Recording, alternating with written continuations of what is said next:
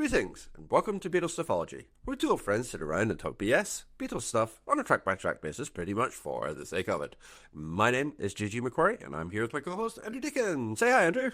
Hello, how are you?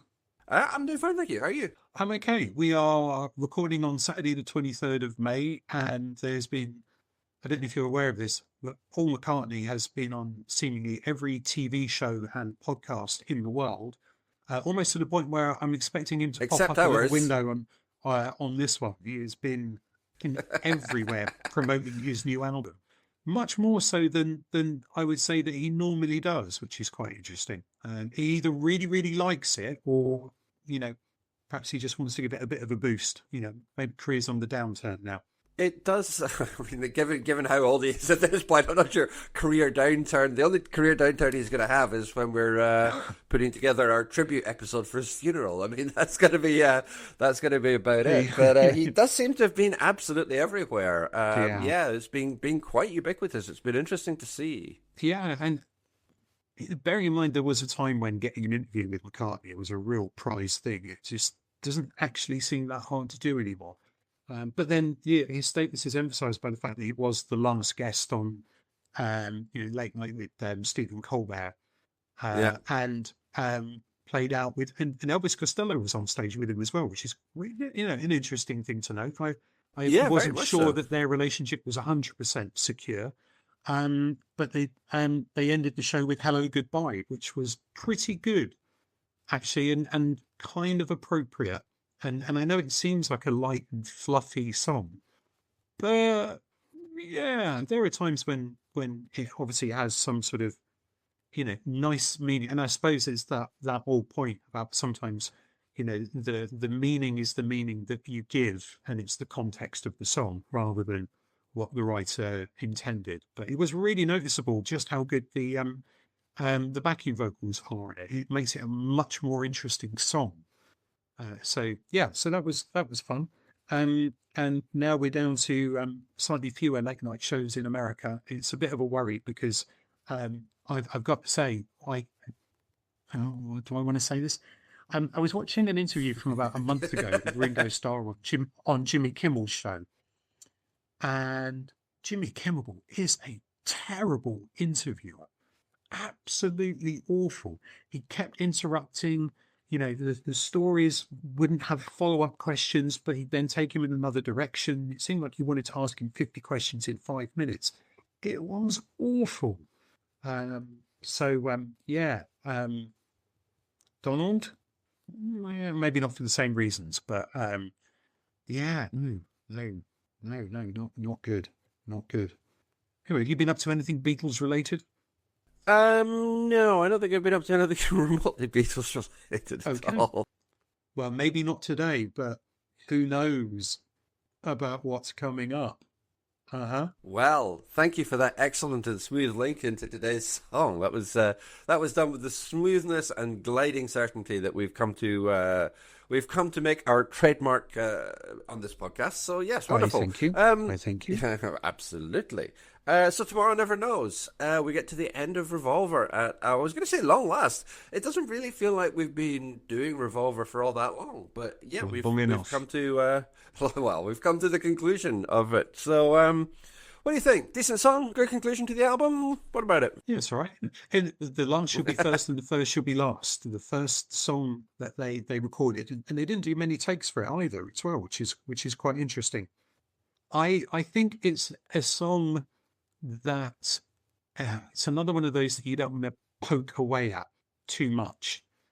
It's a song that is better than the sum of its parts, because actually it's a very simple, very straightforward song that really relies on the production trickery, some of the instrumentation, in particular the drumming, the repetitiveness or the mundanity of aspects of it, and also whatever meaning you decide to give to the lyrics, or whatever importance you decide to give to the lyrics. So, you take your own combination of that, and you can then decide just how amazing it is. Do you remember the first time you heard it? Not really, but I'm going to go ahead and assume it's probably when I got round to buying the album. I mean, it's not one that really crops up on regular Radio 2 radio Yeah. play for, listening Yeah. to on the way to school or whatever. So I Yeah. don't think I would have heard it in that context. And it's not exactly one that, at least in sort of like the 80s or 90s, you wouldn't find it on compilations or anything like that. So no, not really. I guess it must have been when I bought the album, which, as I think I said before, is probably a little bit more sort of towards the end rather than the beginning of my collection of Beatles LPs, or probably actually cassette in this case. So I don't really have a strong association with it, out with the fact that obviously now it's the song that ends Revolver and blah blah blah. But I don't have a lot of association with it in terms of growing up with it. It is now just that song what ends the album. But I think by the time I came to listen to this, like, I had already heard things like, for example, Revolution Number 9. Well, I love Revolution Number 9. We'll talk about that obviously when we get there. And I love Tomorrow Never Knows. But if you come to Tomorrow Never Knows after something like Revolution Number 9, I mean, I know it's doing it backwards, but it does mean that it feels slightly less remarkable than maybe it should. And that means that it doesn't. I really do love this song, to be clear, but it's not. I don't think it's the pinnacle of anything particularly, and I think they go on to do more interesting things with what this song was constructed from. So it's a brilliant song, and it's a great starting place. But I do also think it's a starting place. What about you? Do you remember how you came to the song? But is that because you're listening to it with 1987, 1988 ears on rather than 1966? I wonder. Absolutely. Yeah, no, that's 100% what it is. Yeah, absolutely. I'm coming to it the wrong way round, and that's let's say that's on me, as if it's some kind of failing. It's not. It's just the random nature of the way that I picked up Beatles albums. But yeah, no, it's absolutely, yeah, it's 1980s years, not 1960s years, and that's why I'm saying, like, it is a brilliant song. Yeah. So I don't want to sound like I'm diminishing it, but it's just the odd way that I've kind of come to it. Right. Okay. Pernickety pot. Is it a brilliant song, or is it a brilliant recording and brilliant piece of production? Okay, it's a brilliant. It's well, yes, no, well. Sorry, I've gone on Milchard. Yes, well, no. I don't know, darling. It's one of those songs yeah. I mean, I don't know what's the line between a brilliant song and a brilliant recording. All right, we're starting to get into the weeds straight away. But okay, it's a brilliant recording. I will absolutely say that. Yeah, because there isn't very much to the song at all, is there? There is a series of repeated verses that are very simple, very, very straightforward. Yes. Yeah, you can then obviously you have your own view of the lyrics of the message and what that sort of thing, but there ain't much to it. So I think if you like that, that's great. But I think, most people would have to admit that after 3, 4, 5, 6, 7 times round on that verse, you do start to think, okay, what else is there? And the what else is there is the production, the bits that fill in the gaps, the loops, the instrumentation, the really powerful drumming, the bits of guitar that kick in as well. Those are the bits that lift it. Now, I'm sure that there will be people that can argue that they're going for that drone-like, model of Indian recording, the whole one chord, and therefore replicating that by having something that's relatively, dare I say, monotonous in terms of the melody. Great. If that's what they wanted to achieve, that's fantastic, and they've done it.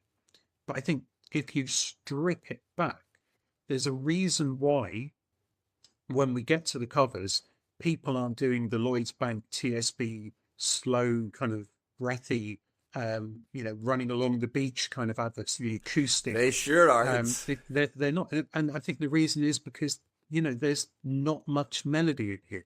You cannot imagine, Joan Baez sitting there thinking, what am I going to do today? I'm going to do a Bob Dylan song, or I'm going to do Tomorrow Never Knows. Yeah. Bob, what you got?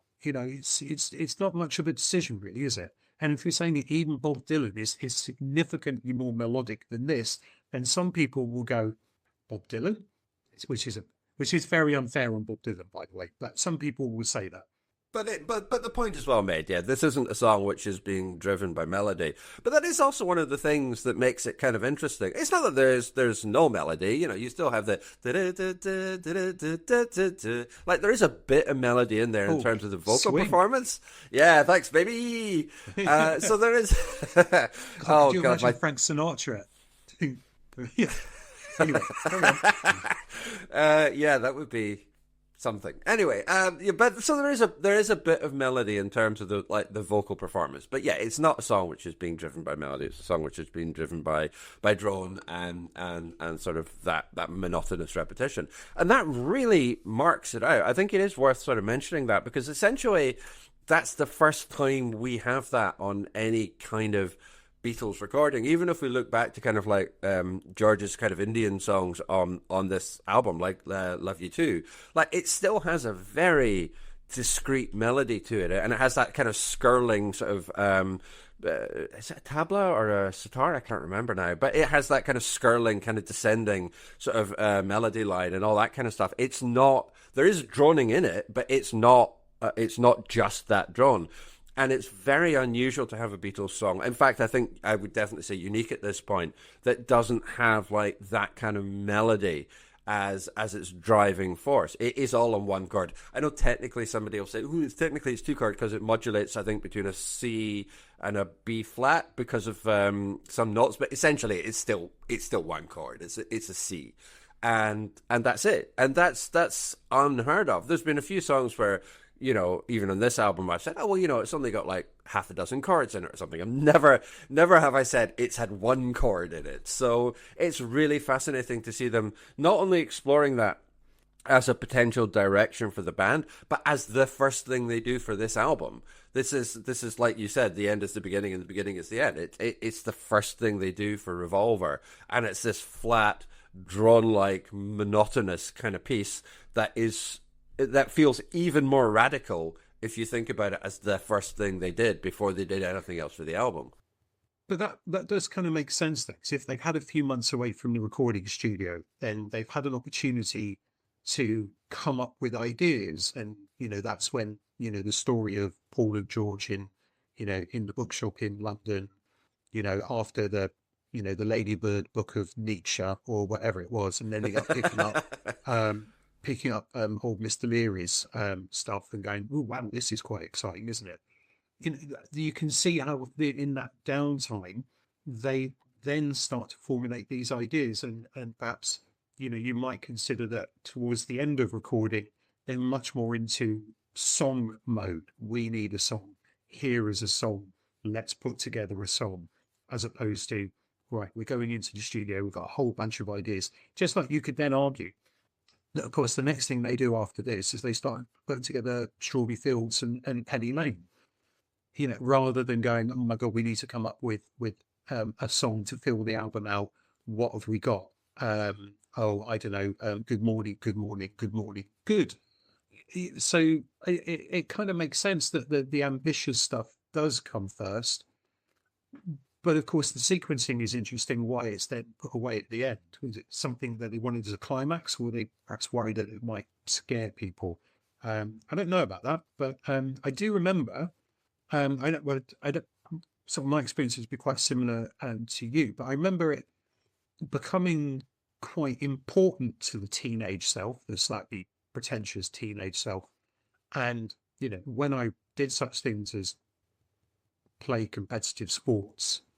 If I needed to G myself up for something, I would have on my knockoff cheapo Walkman type thing a tape that would have. I remember Tomorrow Never Knows being on it. The only other one I can remember being on it was Fool's Gold by the Stone Roses as well. And actually, it's not that weird to sort of put those two together, because they're both very different songs that were out compared to anything else at the time. Now if I go back and I listen to Fool's Gold, and you just think, well, actually, again, there's not much song there. It's all ideas, just in the same way that this is all ideas. And then it's just a case of which ideas do you prefer? Do you prefer the loops? Do you prefer the instrumentation, the drone, the lyrics, Lennon singing, which is pretty damn good on this, even if it is that weird kind of double tracking that's going on, that is really effective on this. It is a case of, well, pick your monster, which is the bit of it that you really go for, or if you take one part of those away, would it all fall down for you? Yeah, it's kind of interesting. We will talk about this more when we get to cover versions, sort of towards the end. That kind of, if you take something away, does it all fall down? Because there is something, obviously this is like a genuinely unique recording, and the argument has always been from George Martin and other people that there isn't any way that you can meaningfully replicate this, because it embraces random elements. It's random tape loops, it's random bits and pieces being put together. I mean, you probably could now if you wanted to sample it, or you could do something in a DAW, digital audio workstation or whatever, and mess around with it. You probably could. I don't really know what the point of that would be, but you could probably achieve that now if it was something that somebody set out to do. But yeah, it is that part of that random nature is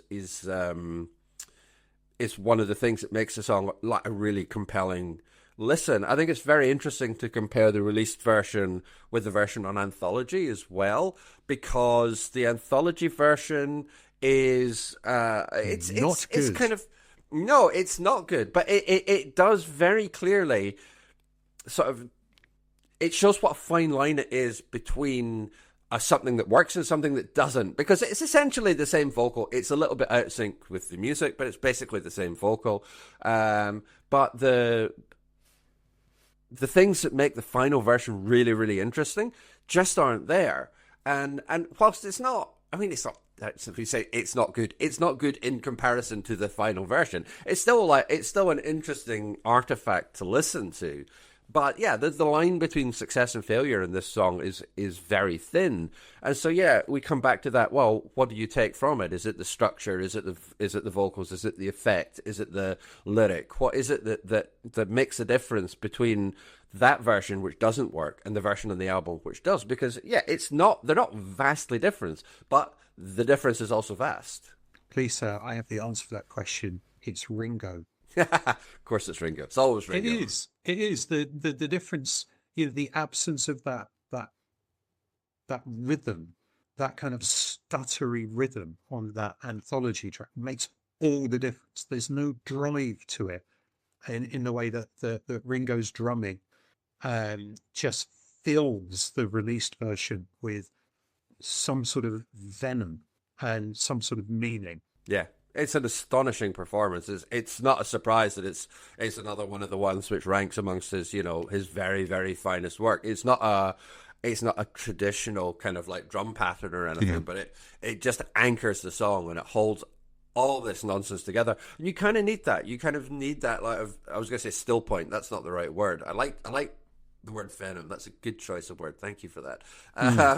But it needs that anchor in the middle of the song for all of this chaos to kind of coalesce around. Because although the melody for the vocal line is relatively sort of straightforward, with all the tape loops, with the pulsing bass, with the screeching and all the rest of it, the effects, it needs both the drive that the drums produce and that drive itself gives you something to anchor onto. So it's not just this kind of, it's not just a sound collage. It's not just a random series of noises that somebody's singing over the top of. And you're absolutely right. It makes all the difference. So I've got from the Beatles Bible website that there were 6 tape loops. There's a seagull noise, which is actually a distorted recording of McCartney laughing, an orchestra playing a B-flat chord, notes played on a mellotron's flute setting, a second mellotron on its violin setting, although of course it could be the same mellotron, they just changed. Anyway, never mind. A finger rubbing the rim of a wine glass, which is actually quite difficult to say. And that's heard midway through the song only in the stereo mix, and a distorted sitar, which is most clearly heard in the instrumental break following the lines, "It is being, it is being." And then, so you take those out, you've got seagull noise or sped up laughing, flute setting, violin setting, rim of a wine glass, and sitar. That's really interesting. It's not exactly a completely wild and wacky collection of things. And obviously, sampling gets a lot more sophisticated once the technology gets more sophisticated a couple of decades down the line. But it's interesting that they've picked these, and then it does kind of make you wonder. They've obviously gone to George Martin and said, "We want this, we want this, we want this." But you sort of feel that there's still maybe the dead hand of George Martin in it, saying, "Oh well, what about an orchestra playing B flat, for example?" And that would sort of correspond with some of the things that Lennon said in interviews. There's an Old Grey Whistle Test interview where he tells Bob Harris that there was a really symbiotic relationship. They taught each other things, and that Lennon would turn up in the studio and say, "I need something that sounds like this," and George would go away and go, "Okay, right, I know what that is. Let's do it like this." Rather than, I suspect, McCartney and Lennon, then McCartney going in and saying, "George, can you get us a mellotron on its violin setting? Can you give us the sound of a finger rubbing the rim of a wine glass?" I don't know if they would have been that specific. I don't know how much experimentation there would have been around that.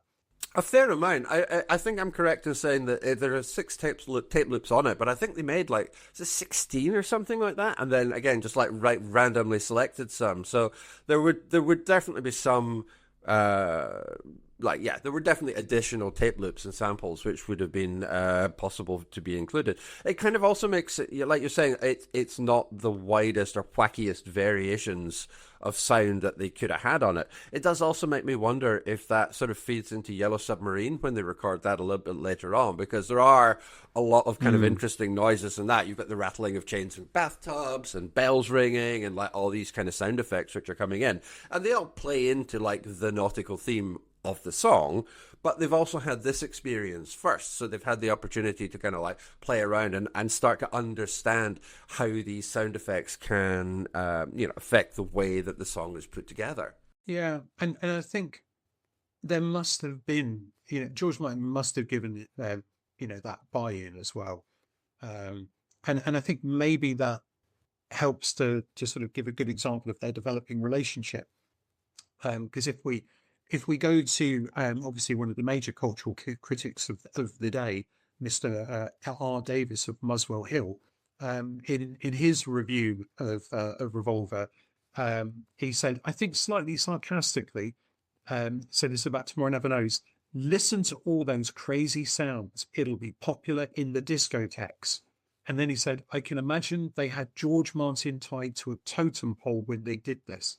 Actually, I don't think they could have done this without George Martin. No, I think the exact opposite is true. I imagine, if anything, this gives George the opportunity to kind of unleash his kind of his inner goon, if you like. Because, again, it's worth remembering, he had experience of doing all of this kind of stuff with the Goons. He had experience of being able to put together sound effects and produce comedy records and all this kind of stuff. And so this gives him the opportunity to kind of expand in that area, in obviously collaboration with the band and everything that they want to achieve. But this isn't coming out of nowhere. There is a real history to the kind of work that George Martin has done, which could lead him from, the production of comedy records and the Goons and all that kind of stuff, to the point where he can produce something like Tomorrow Never Knows.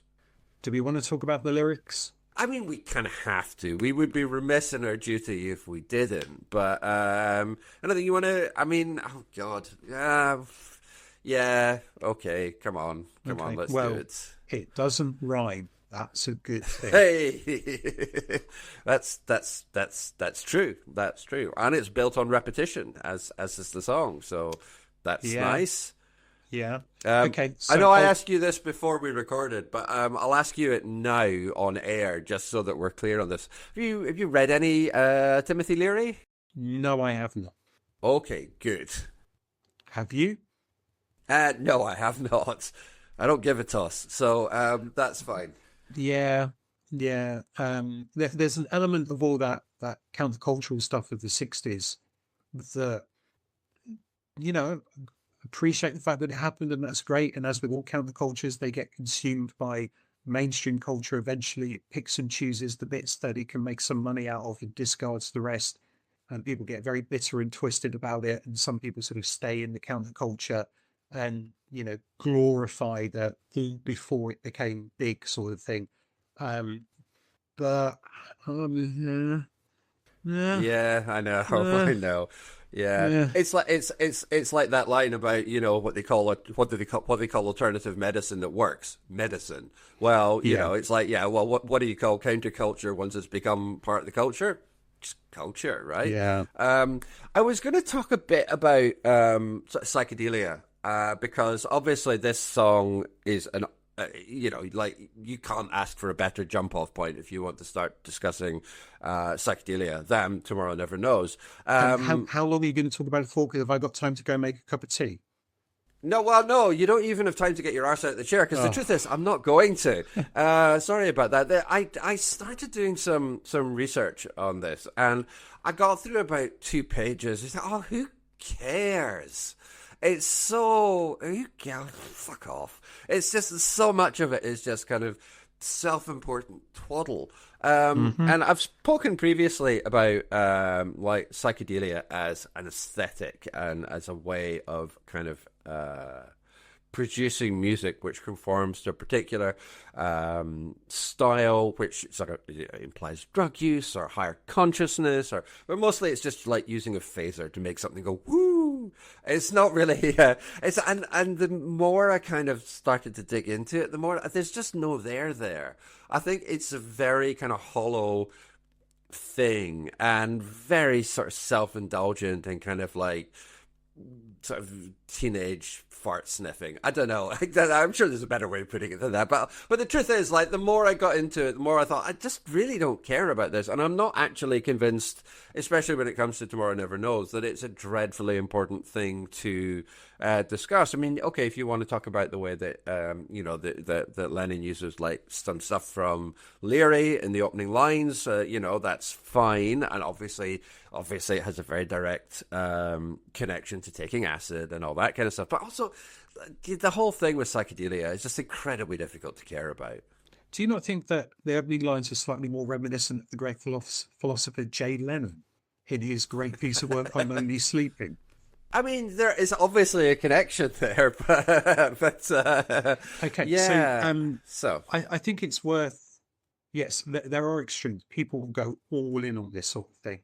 And Mr. Lennon, there are those, I think it is fair to say that there are those people who say that he was very good at picking up an idea, getting a surface level understanding of it, and then moving on to something else pretty darn quickly. You know, I think there are aspects of you know, the very late 60s and the early 70s that would be examples of that. Um, Mr. G. Harrison of Marlowe, you know, did say, I think this was on Anthology. He said, "I'm not too sure if John actually fully understood what he was saying. He knew he was onto something when he saw those words and turned them into a song. But to have experienced what the lyrics in that song are actually about, I don't know if he fully understood it." I agree. I mean, I agree. I agree with our George. I don't think anybody would really accuse Lennon of being somebody who overthought things. No, maybe that's not quite the right way of saying it. But, you know, he was definitely not somebody who would sit down and really sort of like, especially not at this point, focus on something. That's not who he was. Especially once he's sort of moved on from like the cannabis phase into the acid phase and all that kind of stuff. We've discussed this a couple of songs ago, but the reason that George Harrison has 3 songs in this album is because Lennon just wasn't producing very much, and that's part of it. You know, he's just sort of floating off into his own little world, and that's fine. But yeah, nobody could accuse him of being like, you know, laser-like focus on what he was trying to achieve. And, you know, for all that one could say of George, like, at least he fully embraced his interest in kind of Eastern religion, Eastern philosophy, all that kind of thing. So he would at least be in a position to pass judgment on Lennon's understanding of what was going on, and the fact that it was maybe a little bit. I was going to say facile. That sounds ruder than I mean it to. A shallow understanding. Like, yeah, he's picked up on something. He's got the rhythm of it. He's got the feel of it. But is there the depth of understanding? Yeah, I think it's probably perfectly fair to say that he didn't. Okay, so George said the whole point is that we are the song. The self is coming from a state of pure awareness, from the state of being. All the rest that comes about in the outward manifestation of the physical world, including the fluctuations which end up as thoughts and actions, is just clutter. The true nature of each soul is pure consciousness. So the song is really about transcending and about the quality of the transcendent. Thank you, George. That's nice. Yeah, lovely, good, and I'm prepared to believe that George understands all that stuff, and I'm sort of pretty prepared to believe that Mr. Lennon probably doesn't. I mean, a lot of this stuff is about kind of ego death, isn't it? And there are a few people with a less dead ego than John Lennon. Yeah, but I do think that is why, just to sort of initially transition, if you want to come back to the song, that's perfectly fine. To transition into cover, that's why the Ruttles version of this is a song called Joe Public. Which is all about, I'm Joe Public, and basically I believe what people tell me. And I think that's probably quite a fair counterbalance to what's going on in the song itself. Great song as well, by the way, Joe Public. Very underappreciated in the Ruttles oeuvre. Yeah. Yes. Good. And no, I'm happy to move on to cover versions. Yay! Yay! Spent a lot of time listening to cover versions. Well, I suppose, as I've mentioned, the Ruttles, I think it's probably worth also mentioning some, not necessarily covers, but some, shall we say, Tomorrow Never Knows adjacent songs. And I think it's worth bringing up again. I think we brought this up around the time of the Help album. Peter Cook and Dudley Moore's LS Bumblebee, which apparently is a parody of partly the whole drone element of Tomorrow Never Knows, but also, some of the lyrics behind it. I think it's a parody of psychedelia. But then, as we've kind of established, the psychedelic movement is kind of a parody of itself. And of course, it comes with the fact that they are not parodying the Beatles, but parodying the Indian aspects that the song might draw from, with all of the problematic elements that come in the 21st century that should have been apparent in 1966, but weren't. So let's not get into that too much. And I think it's also worth bringing up Setting Sun by the Chemical Brothers, which, if it is not Tomorrow Never Knows adjacent and some sort of homage to Tomorrow Never Knows, and I don't know what is, because it is just as spitting image as you can possibly be without being utterly derivative, while still creating something so fresh and powerful. Yeah, I love Setting Sun. It's an amazing song, really, really special. And I think adjacent is probably a good word for it. And dear listener, that's probably the first and only time that you will hear JG admit to really liking the song that one of the Gallaghers is singing on. Well, I quite like Let Forever Be. So okay, so yeah, two. I'll give it that. Two. And Oasis songs. There are two Oasis songs I like, and then that's it. That's the whole. That's the whole thing. Just take them off. She's Electric and Stop Crying Your Heart Out. I don't know why it's those two, but there we go. Anyway, moving on. Really? Oh, okay. Let's not go into that. But I know.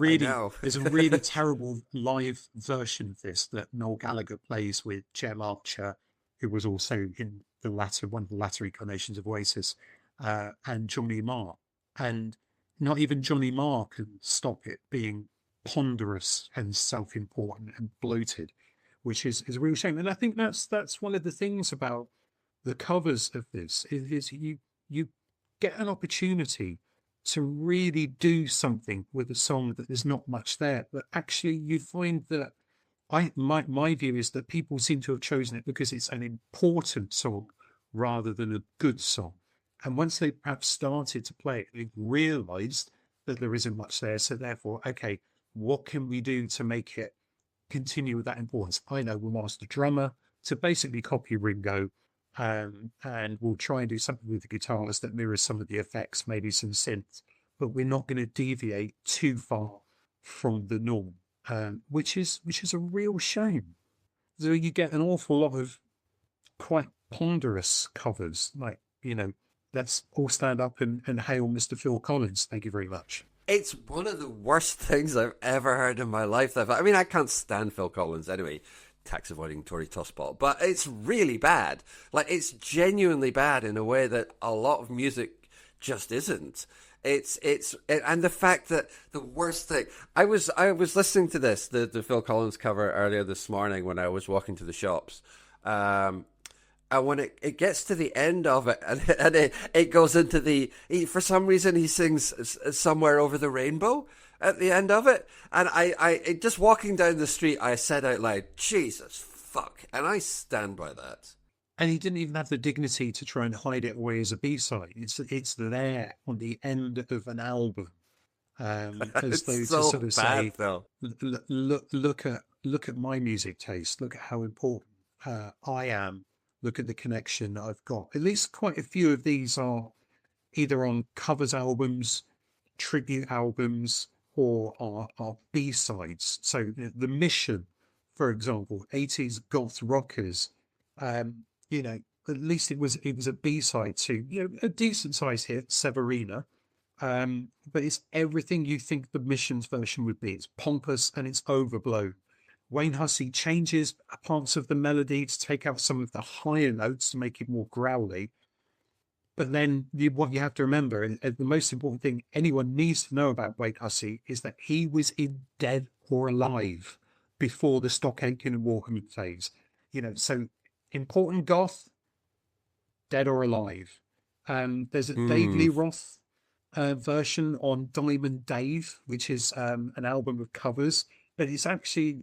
on that album, it's credited as that Beatles tune. And actually, it's okay. But it's nothing new. It's all right. It's sort of what you would imagine a Dave Lee Roth cover of a Beatles song to be. Like, it's not, I don't think he embarrasses it. It doesn't stink the place out or anything, but it's just like, it's okay. It's, yeah. Dweezil Zappa's version was nowhere near as interesting as I expected a Dweezil Zappa, whatever, his version to be. I thought it would be significantly more interesting. Herbie Hancock and Dave Matthews was, well, I suppose it feels like a bit of an odd combination. It's not. They both have kind of like jazz roots, but it's on Herbie Hancock's Imagine Project album. So it's not a Lennon tribute album, although the album before was a tribute to Joni Mitchell, which is interesting. So he's definitely in that kind of phase. But this one does have a cover of Imagine in it as well, but they're the only two Lennon / McCartney ones. But this one does take out the drums. That drum pattern, it becomes a bit more floaty and dreamy, and dare I say, Dave Matthews-y. But when the drums do come in, it's not the Ringo pattern. It's definitely, I've written here, I'll read this as I've written it. It's definitely jazz adjacent, whatever that means. I'm unable to help you with your definitions there, I'm afraid. I do have a couple of interesting ones to mention, but I'm just going to mention another crap one, and then I'll throw it to you to see what you've got before I come up with a couple of my actually quite good ones. Now, did you ever watch the 1996 supernatural horror classic, The Craft? Have you heard of that film? No, I don't believe that I have. I think it's a teenage witches kind of thing. Okay. The opening song on there's a reason for mentioning this, which I'll get to. The opening song on the soundtrack of that, and therefore presumably the start of the film, is a cover of Tomorrow Never Knows by the Canadian rockers Our Lady Peace. I'll be honest, I'm not aware of their work. They seem to have had lots of hits in Canada and some, reasonable success in America. But the reason for mentioning this is that according to ScreenRant.com or ScreenRant.org, it's the 5th best Beatles cover ebbs, and they say it's a spiritual refinement of the original song. No, it's not. No, no, it's not. So As if their the worst version of Canadian rockers didn't fill me with terror in the first place. did you not have a tragically hit record at one point? I Tragically Hip are all right, and I think I had this is maybe like a Bare Naked Ladies album or two that doesn't Okay, completely suck, fair but enough. beyond that, Brian Adams. Okay, so they say their version of Tomorrow Never Knows features over the film's opening credits in a wild and careening sequence as the camera bursts through clouds and flashes of occult symbols. None of which is actually about the song. I mean, all they basically say about it is it's a spiritual refinement of the original song. It's not. It's a straightforward cover. So I'm afraid when it comes to that, I do not accept screenrant.org or .com or whatever it is as an authority on Beatles covers. Okay, well, I'm shocked to the very core of my being to discover that they might have let us down on the old Beatles critical front. So it's good to know. It's good to know. Yeah, I can reassess my worldview with these new pieces of information in it. Gosh, how terrible. Yeah, I think we also have well, on the good cover versions. I kind of want to mention the Tangerine Dream one. I don't think I really like. I hate the term krautrock, but I don't know what else. I don't know what other collective word to use. But we're talking about Kraftwerk. I'm going to see Kraftwerk in a couple of days. I'm very excited about that. Ooh, But okay. Kraftwerk and Can and Noi and Tangerine Dream and all these bands. It's a big thing that I really really love. Obviously, Kraftwerk at the absolute pinnacle. But Tangerine Dream one is really really interesting. It is also, it kind of leans towards the sort of much more floaty, much more kind of sort of dreamlike approach to it. But it is done in a very Tangerine Dream style. It's not just it's a good cover version in the sense that it does what we always say, which is it's not just replicating what's done in the album. It doesn't really have the drum pattern, but it does have a real feel that that the band are investing something of their own kind of energy, of their own kind of musical style in it, and I really really like it. I don't think it's remarkable. I don't think it's going to like revolutionize the way that you think of the song if or when you listen to it, but it's a really good cover version. And for a song like Tomorrow Never Knows, which I don't think is the easiest song in the world to cover, they've done a fantastic version of it, and I highly highly recommend people seek it out.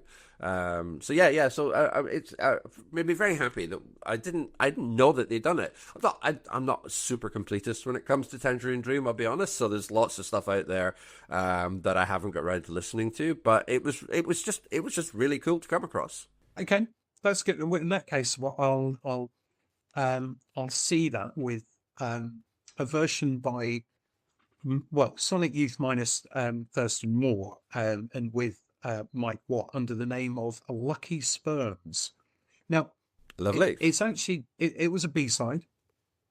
It actually claims to be a mashup of Tomorrow Never Knows and Glass Onion.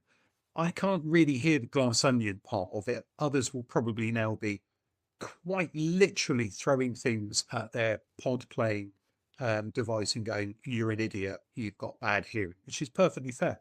But I think it's worth a listen, certainly for the first two of its 5 minutes. Because once you've then got past that, you kind of know where you're going with it. But it really kind of, it's basically taking the drum part of Tomorrow Never Knows more than anything else. But it kind of works, and it's interesting, and it's also a useful gateway to what is one of the best Beatles covers that you will come across, whatever screenrant.com or .org will say, which is Sonic Youth's cover of Within You Without You. And if you've not heard that yet, I highly recommend that you have a listen to that before we get to that on Sergeant Pepper. But I'm also going to mention a band whose existence I was not aware of until this week, and yet they are, allied to a name that often comes up when we talk about Beatles covers. The band in the 70s had a very limited, well, they're only intended to have a very limited shelf life. They basically formed to play some live shows, but they did go on, after initial album to have some albums, but without at least one of the key members. That's a band called 801, which included the two members of the band that you would definitely have heard of: Phil Manzanera and Brian Eno. And the album this is on is a live album played here at the Royal Festival Hall, which was the third of the 3 shows that they came together to play. And it's really interesting. It's very bass focused. And of course, what we haven't mentioned is, of course, McCartney's bass is a very drone-like on this as well. This is much more melodic. It's really interesting. It's worth a listen. I think you might be going into it expecting it to be either quite proggy or quite experimental. And it's sort of not really either. It's a little bit more straightforward, but it definitely plays on different aspects of the song to a lot of these other covers. And I think it's definitely much more interesting than, I don't know, the cover by Los Lobos on a PBS Live special, which is basically very, very simple and very straightforward, just with an extra guitar solo, because that's what they needed to do in order to show just how fantastic they are as musos. So I think there's a good range there, and it is interesting that this is not a complete minefield. There are people trying to do some things, but there are lots out there where it's just that drum pattern. But dig deep, and there's some, not exactly gold, but some bronze. There's definitely some bronze out there. Yeah. Some interesting material. Yeah, I'm just very quickly going to mention the Hendrix one, just in passing. It's not dreadfully interesting. It sounds like Jimi Hendrix playing a Beatles song, which there is not a shortage of things there. So it's all right. It sounds like some slightly stoned musicians sort of dicking about with a song that they like, and that's pretty much exactly what it is. It's okay. But it's not really worth the effort of seeking out. I've got to be honest, I just feel I would be remiss if I hadn't mentioned it. People having fun in the studio. Yes, but maybe the fun not quite managing to get beyond the speaker grill, Well, there are those people who say that, when actors talk about how much fun they had on set, that's in inverse relation to the quality of the output as well. So yes. Yeah. That's fair enough. Well, tomorrow never knows. But does it know what the score is going to be? Well, that's a good question. Now, normally, sorry. Well, that makes no sense. That's fine. None at all. But let's just assume that it did and carry on regardless. That's pretty much the strapline for this podcast. What are you going to give it? Well, I don't know, because you sort of feel like it's one of those songs that people talk about because of its heft, and therefore that it should have a very, very weighted score. After all, as the Reverend Hale says in The Crucible about the books that he's carrying, and someone says, they look heavy. He says, after all, they are weighted with authority. You kind of feel that this is weighted with authority. But I'm only going to give it an 8 because it's great. You're going to give it an 8. But it's not, what's the thing I say? It's not Golden Slumbers, is it? It's not Golden Slumbers. No, it's becoming my absolutely not. I think if there's one thing that we can be absolutely certain of, it's not Golden Slumbers. I really don't know what to give this. It's a difficult one to score because I agree. It's such an capital I important song, but it's not necessarily one. Oh, I don't know. I've got to give it something, right? Oh God, I don't know. All right, fine. I'm going to give it 8.5. I think, just to be. Okay. It is a great song. Okay. A great recording. I do love it. That's as far as I'm prepared to go. Yeah. Yes. Good. That's us. We're done. Hurrah! Oh, so you expected me to say something now? Well, we'll leave it there then. You can really get a hold of us. We are. No, it's fine. It's absolutely fine. You can get a hold of us by email. We are BeatlesStuffology@gmail.com. We would love to hear from you, of course. And we are also BeatlesStuffology on Instagram. You can find my blog at www.jgmcquarrie.scot, where I talk about films and TV and books and music and just whatever happens to catch my fancy. Please like, rate, and review us on whatever podcatcher you are using so that more people can find the show. Please do. It really makes a big difference to our reach when we get likes or when people leave us reviews. So if you would be so kind to do that, it would be very much appreciated. Next episode, we will be doing our summary of Revolver. So no individual songs. We're just going to go over the whole album and see what we think of it. And as always, we hope you're going to join us for it. But until then, keep listening.